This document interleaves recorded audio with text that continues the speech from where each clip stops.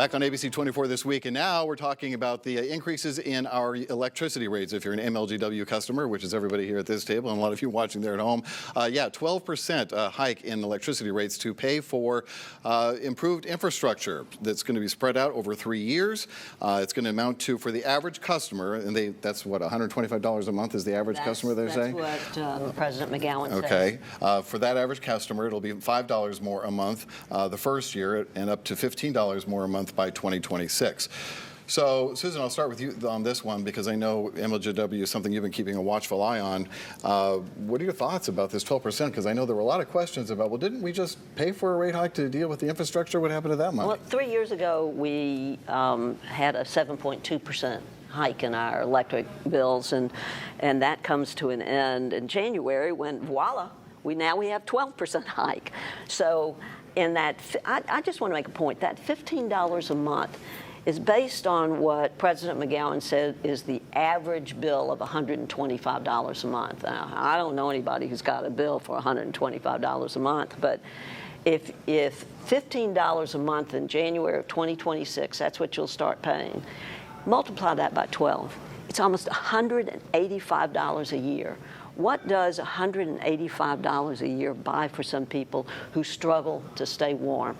Or they have to make the choice between heating their homes and blood pressure medicine. I mean, it's a difficult choice that we've put in front of these people. Yeah, you understand better than I do how these governmental bodies work. They needed 9 votes on the Memphis City Council, and I know you're not on the City Council, you're on the County Commission, but nonetheless, they got barely what they needed. I was surprised in the conversation, based on the reporting I have seen, that there wasn't a city councilman who held MLGW more accountable for the money and where the money's gone and the impact that this could have on people who can least afford it. Yeah, I think the only reason that probably passed is because there are serious infrastructure needs, and they go honestly from Germantown to South Memphis to North Memphis. It's everywhere. Yeah, it's for sure. everywhere, and I think the selling point on the rate increase, good or bad, it's the story of infrastructure. And there are cables that should have lasted 50 years that have lasted 30 years. It's happened in my own neighborhood. And people are suffering frequent outages multiple times a day.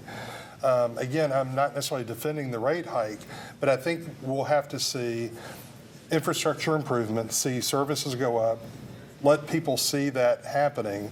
And I think, quite frankly, there was a discussion about moving MLGW to Cordova. I think if they would have paired both of those things at the same time, there would have not been a rate increase. And so you saw a pullback to moving MLGW to Cordova as well. Well, I think you have to go back to your first question about the 7.2% rate hike 3 years ago. What happened to that money? He blamed the former administration, but that's not really an answer. That's not an answer.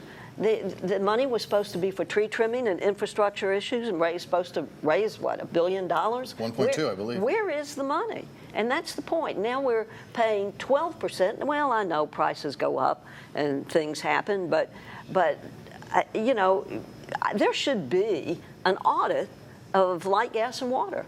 Every division of government has an audit. Why don't we have an overall forensic audit, a big audit of light, gas, and water? Yeah, as Mark made the point, Otis, it looks like Memphis Light, Gas, and Water will not have to change its name to Cordova Light, Gas, and Water. Not for the time being. Or unincorporated Light, Gas, and Water, because the plans to move into a existing building that's in Cordova, in the unincorporated parts of Cordova, they're actually going to move the utility from this downtown building that everyone has seen on Beale Street to it wouldn't be in the city limits, which was also kind of an interesting irony there. Right. Susan, you made the point earlier about, do we want to take 500 workers that work downtown away from the heart of the city? That some restaurants and other folks downtown aren't very happy with that idea either. So that's basically been tabled. Do you think that's a good idea, Fran? Oh, absolutely. And I do give McGowan a little bit of credit here for listening to the complaints, because there's been a lot. They came from the city council, they came from ratepayers, they came from us. Mm-hmm. And he listened to that.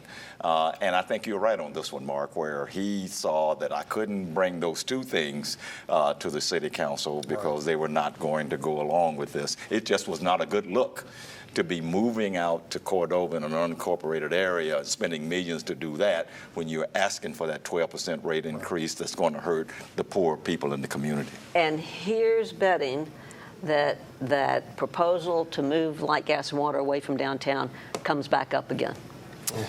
Well, if it does, sooner than later. I hope it gets batted back out into the left field again.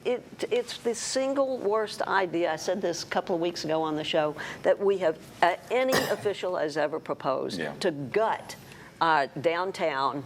It just flies in the face of what we need to keep downtown a viable government center. Absolutely. What about the argument, I think Councilman Martavius Jones was the one who made it, who said he justified his vote for the rate hike because that's better than people having to replace the food in their freezer that has to thaw out due to a power outage.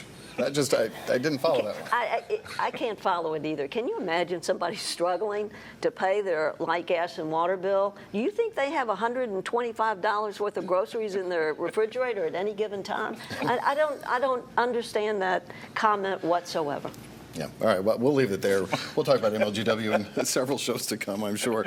All right. When we come back, we're going to talk about the stadium saga. There's a new chapter in that to enlighten you about this week. It was not pretty, but we think the deal's going to get done. We're just not sure as far as renovating the home of the Memphis Tigers football team. We'll be right back.